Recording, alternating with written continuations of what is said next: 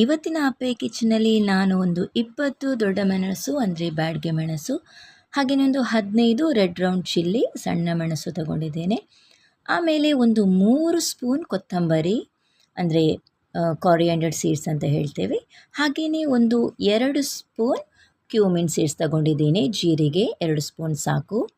ಹಾಗೆಯೇ ಒಂದು ಸಣ್ಣ ಬೆಳ್ಳುಳ್ಳಿ ಗಾರ್ಲಿಕ್ ತಗೊಂಡಿದ್ದೇನೆ. ಆಮೇಲೆ ಒಂದು 2 ಸ್ಪೂನ್ ಬ್ಲ್ಯಾಕ್ ಪೆಪ್ಪರ್ ಕರಿಮೆಣಸು, ಆಮೇಲೆ ಒಂದು ಚೂರು ಟಮರೈನ್, ಒಂದು ಚೂರು ಹುಣಸೆ ತಗೊಂಡಿದ್ದೇನೆ. ಹಾಗೆಯೇ ಒಂದು ಸ್ಪೂನಷ್ಟು ಫೆನುಗ್ರಿಕ್ ಸೀಡ್ ಮೆಂತೆ ಅಂತ ಹೇಳ್ತೇವೆ. ಆಮೇಲೆ ಒಂದು ಚಿಟಿಕೆಯಷ್ಟು ಅರಶಿಣ ಟರ್ಮರಿಕ್ ಪೌಡರ್. ಹಾಗೆಯೇ ಇಲ್ಲಿ ನಾನು ಮಸಾಲ ಸ್ಪೈಸಸ್ ತಗೊಂಡಿದ್ದೇನೆ. ಇಲ್ಲಿ ಸ್ಟಾರ್ ಅನೈಸ್ ಇದೆ, ಹಾಗೆಯೇ ಸೆನಮನ್ ಹಾಕಿದ್ದೇನೆ, ಕ್ಲೋವ್ಸ್ ಹಾಕಿದ್ದೇನೆ.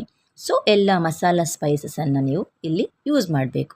ಆಮೇಲೆ ಒಂದು 2 ಪೀಸಷ್ಟು ನಾವಿಲ್ಲಿ ಜಿಂಜರ್ ಯೂಸ್ ಮಾಡ್ತಾ ಇದ್ದೇನೆ.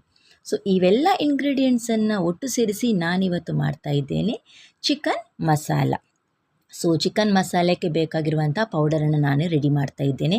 ಸೊ ಇಲ್ಲಿ ನಾನು 1 kg ಚಿಕನಿಗೆ ಎಷ್ಟು ಪೌಡರ್ ರೆಡಿ ಮಾಡ್ಬೋದಂತ ಹೇಳಿ. ಸೊ ನೋಡಿ, ಈಗ ನಾನು ಎಲ್ಲವನ್ನು ಗ್ರೈಂಡ್ ಮಾಡಿ ಅದು 1 kgಗೆ ಬೇಕಾಗುವಷ್ಟು ಮಸಾಲೆ ಇಲ್ಲಿ ರೆಡಿಯಾಗಿದೆ. ಸೊ ನಿಮಗೆ ಎಕ್ಸ್ಟ್ರಾ ಬೇಕಂತ ಹೇಳಿದರೆ ನೀವು ಎಕ್ಸ್ಟ್ರಾ ಚಿಲ್ಲಿ ಹಾಕಿ ನೀವು ಮಾಡ್ಬೋದು. ಸೊ ಇದು ನಾವು ಎಕ್ಸ್ಟ್ರಾ ಮಾಡಿಟ್ಕೊಂಡಿರುವಂಥದ್ದು ಒಂದು ಬಾಕ್ಸಲ್ಲಿ ಹಾಕಿಟ್ರೆ ನಮಗೆ ಯಾವಾಗ ಬೇಕಾದರೂ ಯೂಸ್ ಮಾಡಬಹುದು. ಸೊ ಯಾವ ಪದಾರ್ಥಕ್ಕೆ ಕೂಡ ನಾವು ಈ ಸುಕ್ಕಕ್ಕೆ ಈ ಪೌಡರನ್ನು ಯೂಸ್ ಮಾಡ್ಕೊಳ್ಬಹುದು.